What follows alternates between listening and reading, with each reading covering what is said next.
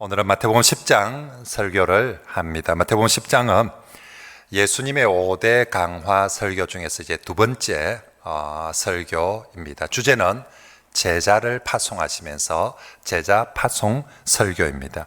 마태복음에는 예수님의 설교하심과 예수님의 행하심이 한 조로 구성되어져 그렇게 나옵니다.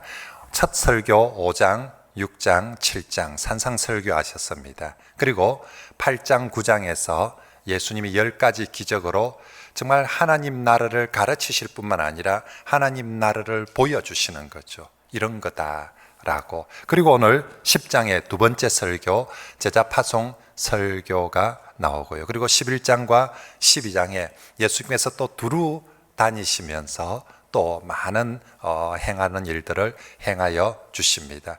그런데 11장과 12장에서는 많은 반대에 부딪힙니다.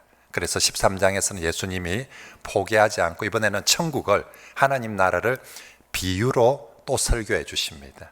천국은 이와 같으니라고 하면서 13장에 천국 비유 설교가 쭉 나옵니다. 그리고 14장과 15장에 또 예수님께서 이방 지역의 많은 곳들을 다니면서 또 많은 일들을 행하여 주십니다. 그리고 16장에 베드로의 신앙 고백이 나오게 되고 이제 그 다음부터는 예수님께서 십자가를 향해서 가시는 길들이 나오게 됩니다. 아무튼 마태복음 예수님의 소개, 우리에게 소개합니다. 보여주면서 예수님의 말씀과 예수님의 행하심이 정말 균형과 조화를 이루고 있는 모습을 우리에게 보여주는 거죠. 그러면서 예수님이 이렇게 사셨다고 우리에게도 그렇게 살라고, 우리 성도들의 삶도 말씀과 행함이 균형을 이루면서 살아가는 그런 성도들의 삶이 되시길 바랍니다. 이제 오늘은 예수님 10장에서 제자 파송 설교를 하시는데, 오늘은 제가 이 제자 파송 설교를 하기 전에 먼저 오늘 본문에 소개되어진 마태복음의 처음으로 제시되는 예수님의 12 제자의 명단을 먼저 살펴보도록 하겠습니다. 지난주에 마태복음 9장에서 예수님의 10가지 기적을 행하였습니다. 사람들의 반응이 저 뒤에 있는 무리들은 잘하네, 괜찮 하고 그렇게 반응을 했습니다. 근데 바리새인들은 저 귀신 들린 거다, 저 이단이다, 저 하는 짓을 봐라, 딱 저 귀신 들리가 귀신의 왕을 힘입어서 한다라고 예수님의 사역을 싸그리 무시하고 비난을 해버렸습니다. 예수님께서 실망해서 그만둘 만도 한데 우리 예수님께서 그만두지 않습니다. 오히려 그런 사람들을 불쌍히 긍휼히 여겨서 스프랑크니조마이 한다라고 했죠. 그래서 정말 불쌍히 여기시고, 예수님 자신만 그런 것이 아니라 제자들에게 너희도 저 세상을, 저런 사람들을 불쌍히 여기고 저 세상을 향한 대적자가 되지 말고, 세상을 향한 정말 등지는 자가 되지 말고 세상의 추수꾼이 되고 전도자가 되라고 우리를, 제자들을 불러주셨습니다. 그리고 오늘 10장은 바로 그 제자들을 진짜 세상의 전도자로, 추수꾼으로 내어보내시면서 하시는 설교의 말씀입니다. 자, 1절 말씀 같이 한번 읽어볼까요? 시작. 예수께서 그의 12 제자를 부르사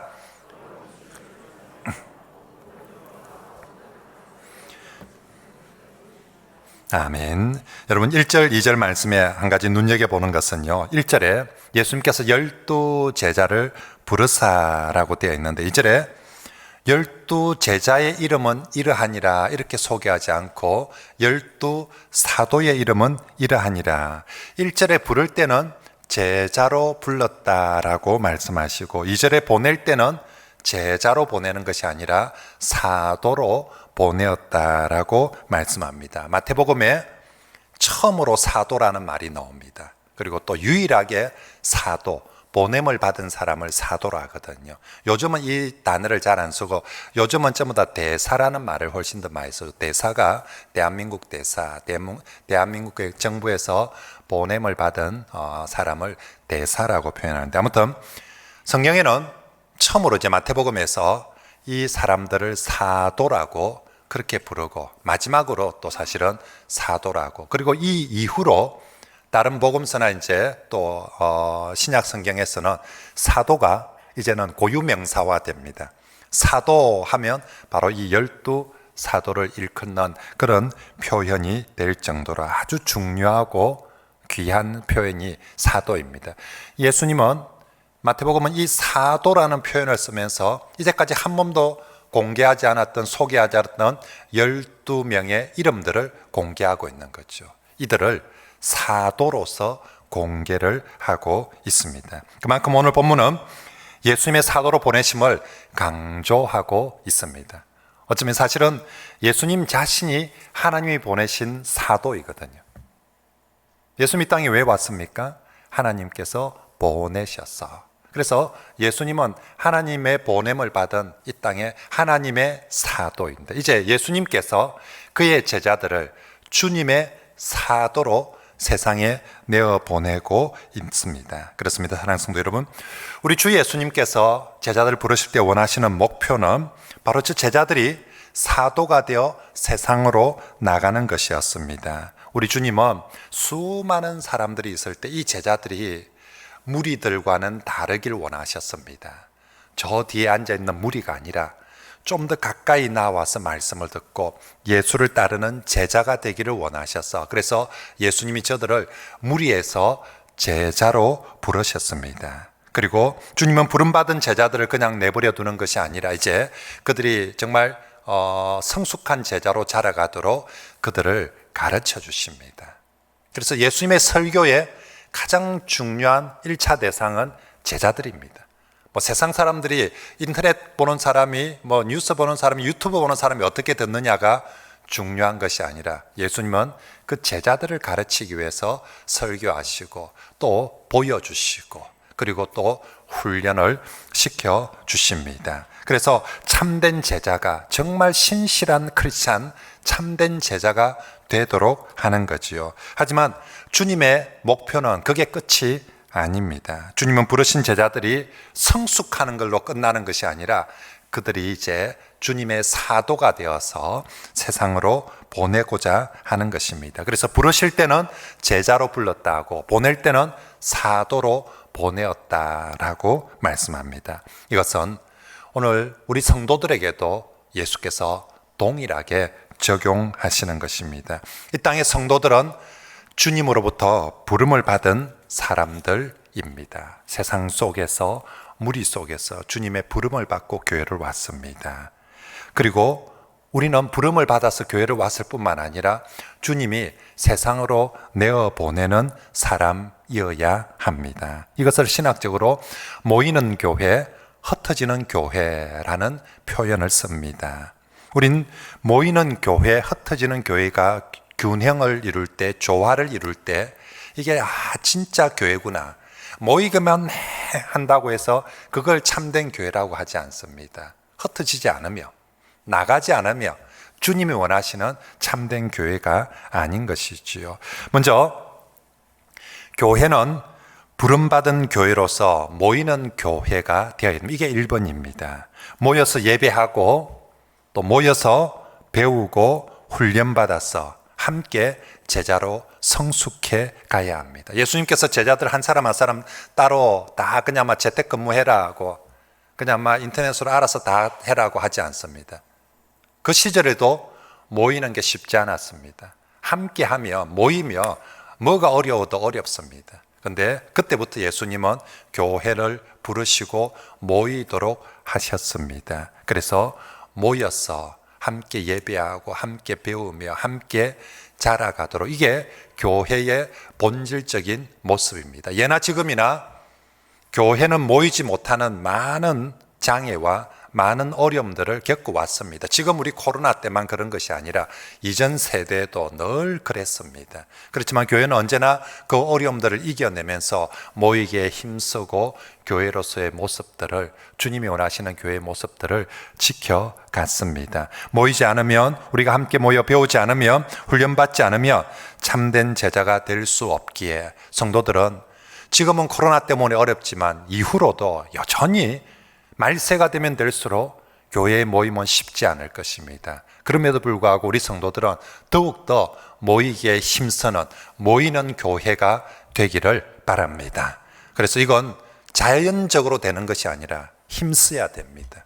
감수하면서, 그죠? 그러면서 우리가 모이는 교회가 되는 것입니다. 그리고 교회는 이제 또한 세상으로 나가는 교회가 되어야 합니다. 교회가 좋다고 늘 교회만 머물러 있어서는 안 됩니다. 주님이 원하시는 뜻은 그런 것이 아닙니다. 주님은 우리를 다시 세상으로 내보내기 위해서 교회로 부르셨습니다. 그러므로 은혜를 받은 성도, 왜 주님이 내게 은혜를 주셨까? 밤 깊도록 동산 안에, 나는 주님과 함께 은혜 받으면서 계속 예배당에만 있으면 좋을 것 같은데, 주님은 우리에게 은혜를 주실 때에 우리에게 네가 사명을 받은 사람으로 사도로 나가기를 원하기 때문에 우리에게 은혜를 주시고 우리를 성숙케 하시고 우리를 변화시켜 주시는 줄 믿습니다. 그러므로 세상에 나아갈 때 성도 여러분, 꼭 사도로 나갑시다. 세상 사람 그 자체로서 나가는 것이 아닙니다.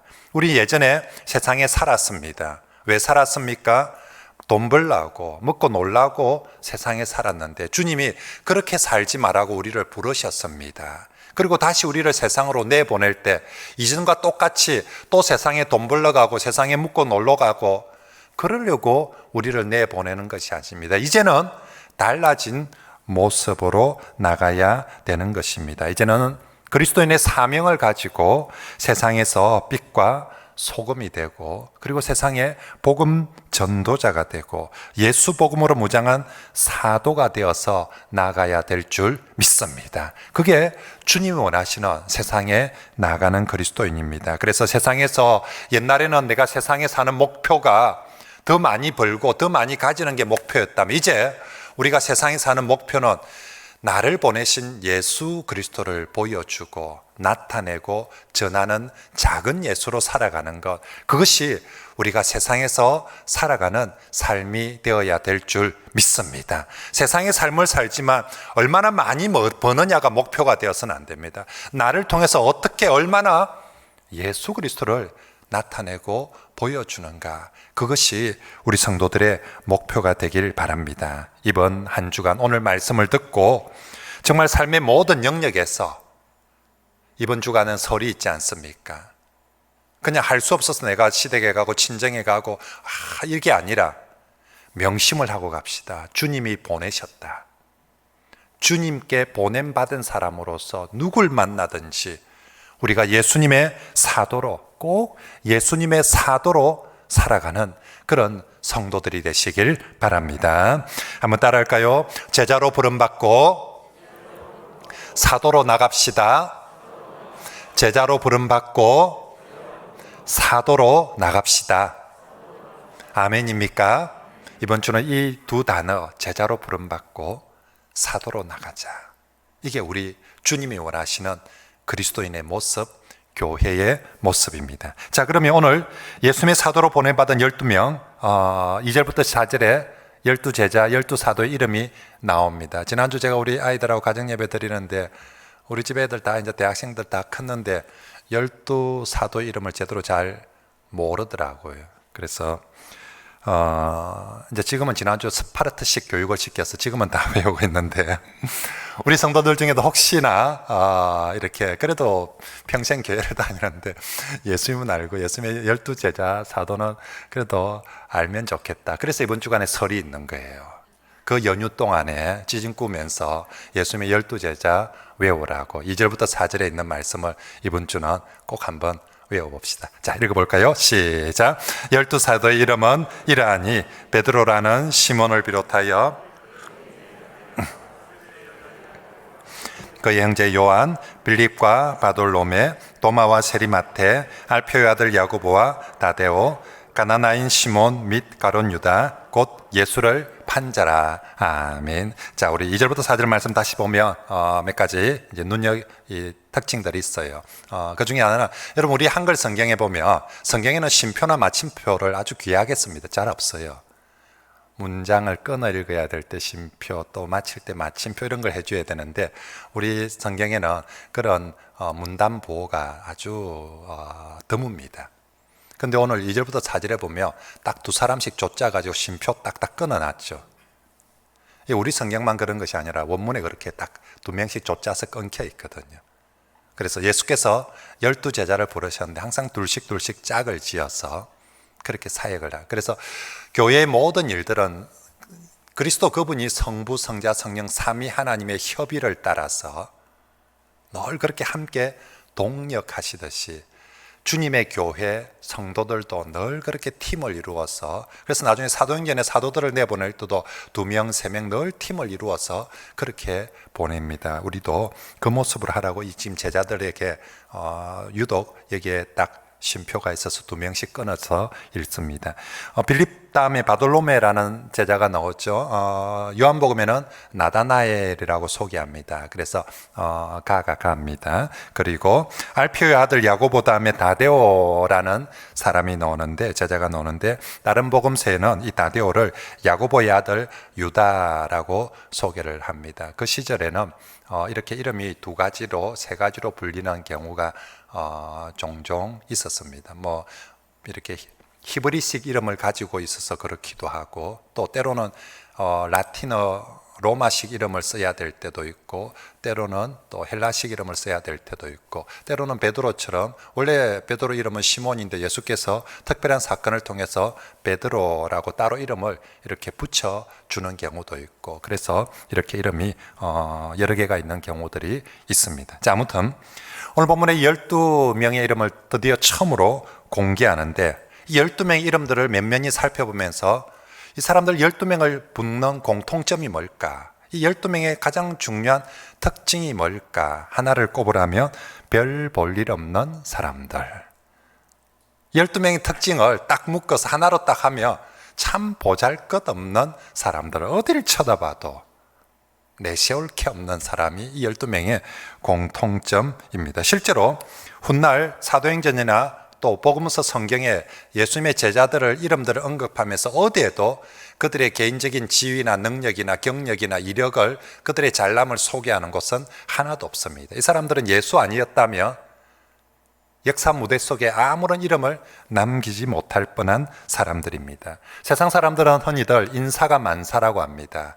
그래서 뭐 청와대든 어디든 이력서 중요하게 여기고 경력, 이력 뭐 꼼꼼하게 확인해가지고, 요즘 어디 회사에서나 뭐 직장에서 사람 하나 뽑을 때도 경력, 이력들 막 그렇게 해가지고 스펙들 보면서 하는데, 예수님도 첫 사도들을 내보내는데 좀 스펙 관리가 된 사람들, 좀 경력, 이력들이 좀 되는 사람들을 뽑아서 보냈으면 훨씬 더 좀 있어 보일 텐데, 오늘 예수님 전혀 그렇게 하지 않습니다. 그냥 12명 모두 평범 아니면 수준 이하의 사람들입니다. 처음 4사람, 베드로와 안드레, 그리고 야고보, 요한, 우리가 알다시피 어부들입니다. 뭐 예나 지금이나 어부를 우와 대단타 뭐 이렇게 볼 일은 아닙니다. 그냥 정말 시골 사람들입니다. 나머지 8명의 사도들 어딜 봐도 와 이럴 수 있는 사람은 하나도 없습니다. 게다가 그 중에 세리 마태도 끼어 있습니다. 마태복음의 저자인 세리 마태는 자기를 소개할 때 늘 세리란 말을 빼지 않습니다. 참 부끄러운 과거인데도 불구하고 그렇게 아무튼 소개합니다. 여러분, 이 세리가 이 집단의 12명의 집단 속에 세리가 있다는 것은 이 사람들의 수준이 낮은 정도가 아니라 도덕성에 있어서 심각한 문제가 있는 집단이 되어버립니다. 오늘 만약에 우리가 어떤 12명이든 어떤 뭐 정당이든 있는데 그 중에 성추행한 사람들이 끼어 있다. 그러면 그 동네 그 집단을 지금 우리 시대는 그거 완전히 저게 저렇게 도덕성이 안 되는 집단이 뭘 하겠냐라고, 만약에 거기에 뭔가 비리를 저지른 사람들이 같이 있다. 그러면 일단 그들의 뭐 어떤 능력이나 자질을 떠나서 도덕성이 안 되면 이게 안 되는 집단이에요. 근데 2000년 전에 그 시절에 그 동네에서는 세리가 도덕성 비난에 있어서 제일 치명적인 사람들이 바로 이 세리인데, 이 집단에 세리가 있습니다. 모두가 누가 봐도 딱 세리를 보는 순간 손가락질을 할 수 있는 집단이 됩니다. 게다가 이들의 팀워크도 우리 그럴 수 있지 않습니까? 우리가 뭐 개개인의 능력은 부족해도 자질은 부족해도 모았을 때 시너지 효과가 나타나는 팀워크가 있으며 그래서 감독이 한번 해보자라고 하는데, 이 12명의 집단은 팀워크도 기대할 수가 없어요. 4절에 가나나인 시몬이라는 사람이 나옵니다. 이 가나나인은 가난한 사람이란 뜻이 아니고 이건 아람어인데요, 열심당원이라는 뜻입니다. 누가복음이나 다른 성경에는 셀롯 땅이라는 이름으로 그렇게 소개가 되죠. 오늘로 치면 애국지사들입니다. 독립운동, 무장 독립운동가들입니다. 이들의 특징 중에 하나가 항상 당금을 허리춤에 차고 다니는 사람, 언제든지 조국의 배신자들을 향해서 테러를 가할 수 있는 준비를 하고 있는 사람들입니다. 아차 하는 순간 언제나 칼을 꺼내서 휘두를 준비가 되어 있는 사람들을 바로 이 가나나인 열심당원이라고 합니다. 지금 12명의 팀원들 중에 한 명은 정말 애국지사 독립운동가가 하나 있고 바로 옆에 조국을 팔아먹은 을사오적이 있는 거예요. 이 매국노 세리가 바로 옆자리에 또 있는 거예요. 이 팀이 도대체 이래 가지고 이쪽에서 저쪽을 인간 취급을 하겠습니까? 여긴 또 뭐, 근데 또 옆자리 보니까 가론 유다라고 적혀서 세상에 자기 대장을, 자기 조직의 팀장을 팔아먹은 그 인간도 저기 끼어 있다고. 이렇게 모이가 제가 조직 관리를 하는 사람이라고 보면 이런 조직을 만들지 않습니다. 이건 기본적으로 이게 안 되는 조직 관리고 팀입니다. 그럼에도 불구하고 오늘 예수님은 바로 이런 사람들을 제자로 부르실 뿐만 아니라, 뭐 부를 때는 뭐 그럴 수 있다 칩시다. 그죠? 부를 때는 뭐 아이고 뭐 어차피 너 지원을 이 정도밖에 안 하는데 하면서 아쉽네. 보낼 때는 그래도 12명 중에 6명 잘라가지고 보낼 때는 세리적은 빼자. 아무래도 이게 우리 도덕성에 있어서 심각한 마태는 빼자. 뭐 보낼 때는 그럴 수 있는데 예수님께서 부르실 뿐만 아니라 사도로 모두 그들을 보내어 주십니다. 왜 그렇게 합니까? 예수 그리스도의 사도됨에 있어서 진짜 중요한 것은 자질이나 또 때로는 그들의 팀워크가 아니라는 것입니다. 예수 그리스도의 택하심, 그분의 택하심과 그리고 그들의 믿음과 순종이 가장 중요한 줄 믿습니다. 주님께 물어봅니다. 왜 저 사람들입니까? 왜 하필 저런 팀으로 그렇게 사도를 꾸렸습니까? 내가 택하였다. 그리고 저들이 믿음과 순종으로 반응한 사람들이다. 나는 더 능력 있는 사람이나 더 자질이 뛰어난 사람을 원하는 것이 아니라 나의 말에 믿음과 순종으로 반응한다며 누구라도 주님께서 귀하게 사도로 사용해 주시는 줄 믿습니다. 오늘 우리도 마찬가지입니다. 목사님, 왜 저런 사람을 우리 교회 교인으로 불렀습니까? 왜 저런 사람을 집사로 세웠습니까? 왜 저런 사람을 권사로 세웠습니까? 그죠? 우리도 여전히 부족하고 아쉬운 것 많이 있지만 우리가 누구라도 예수 그리스도의 말씀을 듣고 믿고 순종한다며 얼마든지 주님의 사도로 쓰임을 받을 줄 믿습니다. 게다가 예수님은 첫 사도의 숫자를 12이라는 숫자로 세우고 12사도라는 이름으로, 그래서 처음에는 이게 일반 명사 12이란 말은 서수명사로 그냥 쓰이는데 뒤로 가면 12 하면 고정명사가 됩니다. 12사도를 이끌는 특별한 표현으로서 12이라고 표현합니다. 지금 예수님은 이 12명을 택하고 나중에 훗날 사도행전에 넘어가 보면 사도들이 가룟 유다가 배신하여서 12이 11명으로 빠졌을 때 교회가 제일 먼저 하는 일이 뭐냐면 기도하고 난 다음에 한 명 빠진 마띠아를 제비 뽑아서 선출해서 12이라는 숫자를 맞추는 게 사도행전에서 교회가 하는 가장 우선한 일이었습니다. 이건 왜 12를 중요하게 또 강조하면서 하느냐? 12사도의 의미는 구약의 이스라엘의 12지파를 계승하기 때문입니다. 옛 이스라엘의 12지파가 그 옛 이스라엘을 만드는 근간이었다면 이제 주님은 새 이스라엘을 세우는 거예요.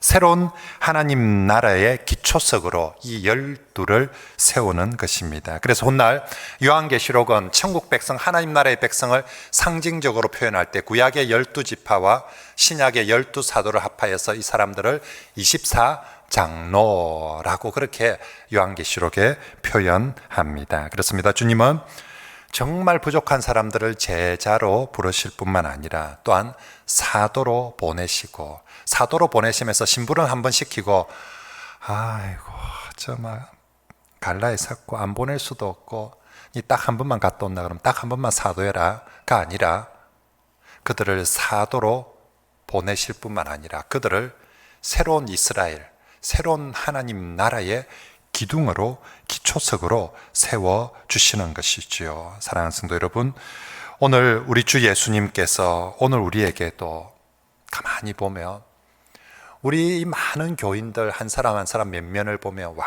이래서 뽑혔겠구나, 이래서 교회를 왔겠구나.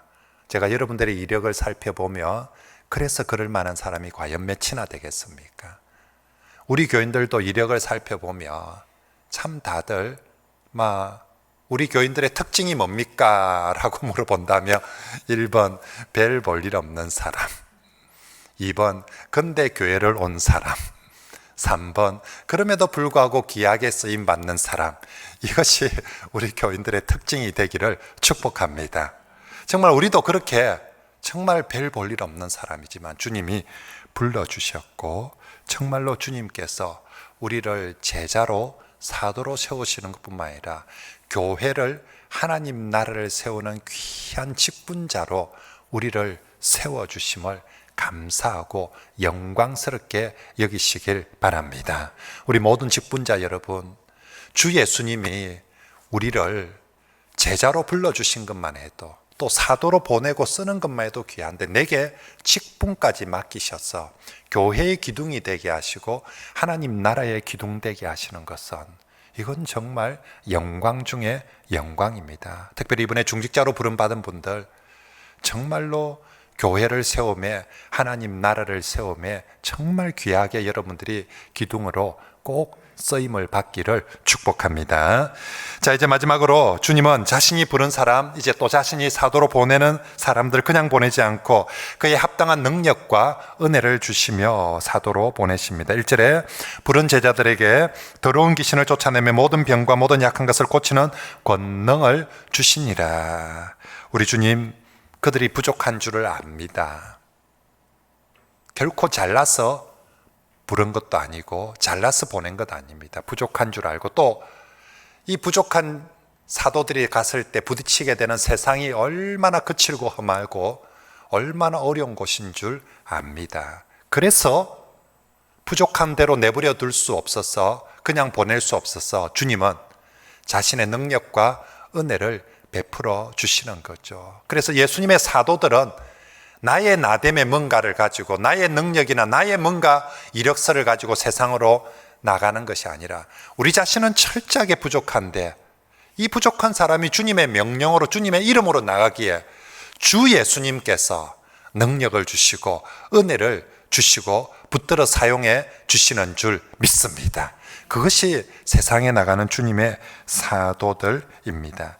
안타깝게도 오늘 많은 성도들이 사실은 주님의 권세와 능력을 잃어버리고 살고 있습니다.